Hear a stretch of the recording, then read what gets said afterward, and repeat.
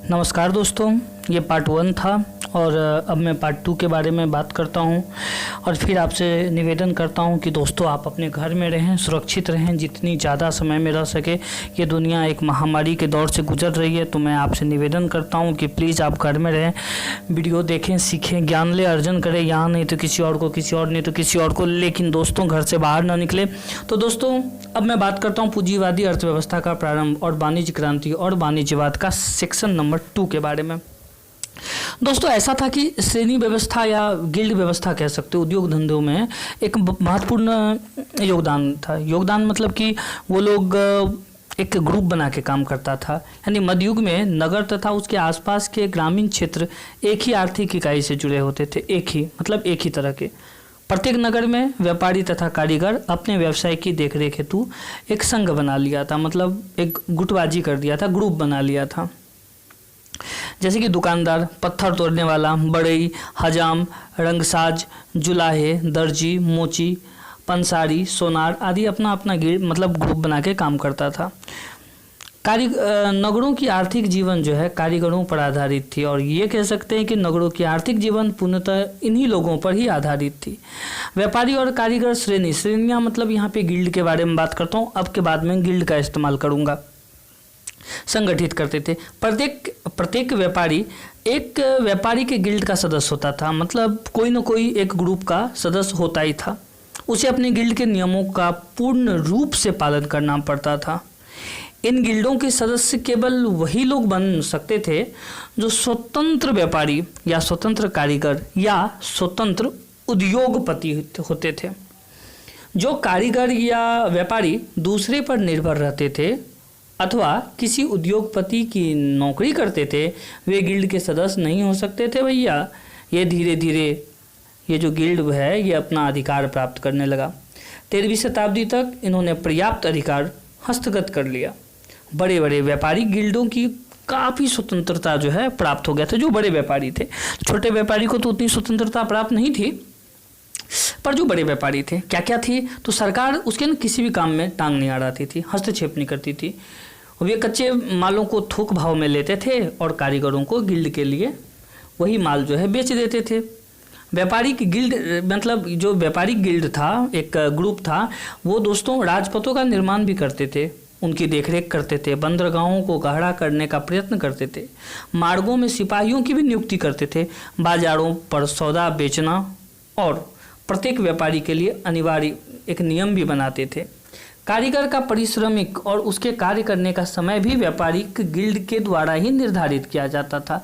मतलब आप कह सकते हैं कि ये उस समय की कथा तथा तथिक कहते हैं ना हिंदी में, कथा या वो कि बोले तो एकदम यही था, गवर्नमेंट खाली बोलने के लिए कारीगर था और ये जो है व्यापारिक था। तो लेकिन ये था तो पूरी की पूरी गवर्नमेंट थी दोस्तों। तो ऐसा था कि गिल्ड की जो है अधिकारी जो है इस बात का जो प्रयास करते थे कि बाजार में खराब चीज़ न बिके, रद्दी माल न बिके। अपने सदस्यों के हित की रक्षा जो है गिल्ड की एकदम महत्वपूर्ण, बोले तो एकदम उसके ना कहते हैं ना, उसका डिमांड था, वैसा होना ही चाहिए। किसी भी गिल्ड के किसी भी सदस्य की के साथ बुरा काम नहीं होना चाहिए था, इनका ये ना लक्ष्य था। गिल्ड के लोग जो है ना काम आपस में बांट लिया करते थे कि भाई ये काम तू कर, ये काम ये कर, ये काम ये कर। यदि एक दुकानदार था तो वो बड़े के काम में टांग नहीं अड़ाता था, और एक बड़े था तो वो मोची के काम में टांग नहीं अड़ाता था। मतलब सिस्टम बोले तो एकदम झकास था। वे जो है ना नज़दीक के नगरों में एक ही तरह के काम करने वाले आपस में प्रतियोगिता नहीं करते थे। बोले तो आज जो अपन लोग करते हैं, ए काम हुआ गया, ए भाई 5 रुपये दो, तो वो दूसरा बोलता है भाई 4 रुपये देना, मैं काम कर दूंगा, है कि नहीं। इसके लिए सामूहिक रूप से उन्होंने काफ़ी सारे उपाय किए और वो उपाय उनके लिए सक्सेस और काफ़ी ज़्यादा सुकर भी रहा। दोस्तों चाहे किसी एक नगर में हो अथवा भिन्न नगरों के बीच अथवा नगर अथवा गांव के मध्य गिल्ड व्यवस्था आपसी प्रतियोगिता कभी भी नहीं करते थे, कभी नहीं। फलतः लगभग एक भी व्यक्ति ऐसा नहीं मिला जो धन कमाना, धनार्जन या लाभ के लिए काम करना उचित समझता था। वैसे विस्तृत क्षेत्र में व्यापार करने वाले कुछ बड़े, कुछ हस्तिकार, कुछ बोले तो एकदम सौदागर ऐसे थे, किंतु उन्हें लोग शक तथा थोड़ी बहुत नफरत की निगाहों से देखते थे। स्पष्ट है कि अर्थव्यवस्था की गिल्ड प्रणाली आधुनिक पूंजीवादी व्यवस्था का एकदम विपरीत थी, एकदम विपरीत। आज का दौर कैसा है दोस्तों, आपको पता है कि आज मार्केट में सिर्फ कंपटीशन है। यदि मैं क्या आपको इसमें लेक्चर दूं, आपको खुद पता है, आपके घर से लेके इवन कि आप यदि एक बिजनेसमैन, इवन एक आप टीचर हैं, एक ट्यूशन होल्डर हैं, तो आपको पता है कि किस तरह से एक कंपटीशन के चलते 2-1 रुपये के फ़र्क के चलते लोग अपनी जाति बदल देते, धर्म बदल देते। जाति धर्म बदलने का यहाँ मतलब उसका नेचर से है, ठीक है। गिल्ड या श्रेणी के अंतर्गत कारीगर आम जरूरतों की वस्तुओं का भी उत्पादन करते थे। जमींदार तथा किसान नज़दीक के नगरों में अपना सामान बेचते तथा वहाँ अपनी ज़रूरत की सामग्री भी खरीद लेते थे। हर नगर की अपनी चुंगी व्यवस्था तथा व्यावसायिक निगम भी होती थी। मतलब जो जैसे जहाँ की नगर थी वहाँ की व्यवसाय चुंगी भी होती थी। अलग अलग उस समय भी टैक्स, हम लोग कहते हैं ना, टैक्सेस कह रहे हैं, जैसे रिक्शा वगैरह जाता है तो टैक्स अप्लाइड होता है, तो उसी तरह का हर का। और वो जो चुंगी लगती थी, ये जो कारखाने के मालिक अपनी पूंजी का जो है, जैसे कि घर, उपकरण, औजार, काम करने के अन्य सामग्री होती थी, पर वह तथा उसके परिवार के लोग खुद भी उत्पादन कार्य में हाथ बटाते थे। जैसे हम घर बना रहे हैं और अपने लेबर को बोलते हैं भाई वो ईंटा उठा ले, तो नहीं उठाता है, तो फिर हम क्या करते हैं, खुद से ईंटा उठाने लगते हैं। तो लेबर को लगता है यार ये तो उस समय की स्ट्रेटजी बहुत अच्छी थी। मालिक भी उस समय कारीगर के साथ काम करते थे। इसके अतिरिक्त उसके साथ लगभग आधा दर्जन दूसरे लोग भी काम करते थे। मालिक को थोड़ी बहुत पूंजी तो होती थी, किंतु उसे आधुनिक अर्थ में पूंजीपति शायद ही कहा जा सकता। आज के लोग जिसको पूंजीपति कहते हैं उस अर्थ में तो उस समय नहीं ही था।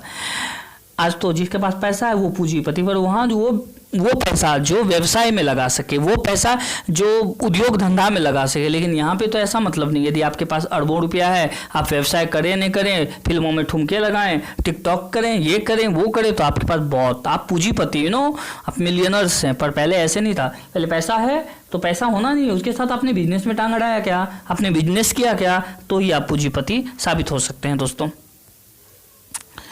तो इसी के साथ ये ऑर्डर जो है, ये लोग ऑर्डर मिलने पर ही सामान तैयार करते थे। कम से कम उसके माल की कितने खरीदार होंगे तथा उसकी रुचि का पता लगाते थे, फिर कोई माल बनाते थे, और यही सिलसिला चलता रहा। ईसाई धर्म में सूद लेना और मुनाफा कमाना अनैतिक माना गया है। इस प्रकार की आर्थिक परिस्थिति तथा आवश्यकताओं को नैतिक मान्यताओं में मिला। और ये जो प्रथा ईसाई धर्म पहले था उस एरिया में जहाँ से ये शुरुआत हुआ, ईसाई धर्म का ही जो धर्मलंबी के समय में ये देन है। लेकिन उन लोगों का मानना था कि नहीं, ऐसा नहीं होना चाहिए। तो लेकिन ये जो प्रक्रिया शुरू हुई, औद्योगिकरण जब शुरू हुआ, तो इस तरह की सोच में काफ़ी बदलाव आ गए। तो दोस्तों ये वीडियो मैं यहीं तक बनाता हूँ, आगे के लिए आपको इंतज़ार करना होगा। अगले वीडियो में जल्द से जल्द आप तक पहुँचाऊँगा। इसी के साथ मैं सब्बा खैर और भाई मैं विदा चाहता हूँ, और मैं कोशिश करूँगा कि आप तक बढ़िया से बढ़िया वीडियो, और इसके जो मेरे ख्याल से 2 या 3 सेट और आएंगे, तो प्लीज़ आप हमें ऐसे ही प्यार देते रहें। पुराना कुछ वीडियो है जिसमें मैंने आवाज़ डबिंग अच्छी नहीं थी, हो सकता है मैं नया था और मुझे बहुत सारी समस्याएं थी, तो मैं आप सभी से निवेदन करता हूं, हाथ जोड़ के माफ़ी मांगता हूं यदि पुरानी वीडियो में कुछ ऊंच नीच हो गई होगी, कुछ मेरे पास तो अल्फाज नहीं कहने के लिए, तो आप उसे माफ़ करें। और लास्ट तक मैं बोलना चाहूँगा, यदि अब तक आपने मेरा वीडियो सुना होगा तो प्लीज़ मेरे चैनल को सब्सक्राइब कर दें। मैंने पहले नहीं कहा क्योंकि मुझे पता था बहुत लोगों को स्किप करने का आदत है, तो रिक्वेस्ट है, यदि मैं इतना रिक्वेस्ट करता हूँ तो मैं शायद गलत नहीं हूँ। इसी के साथ धन्यवाद।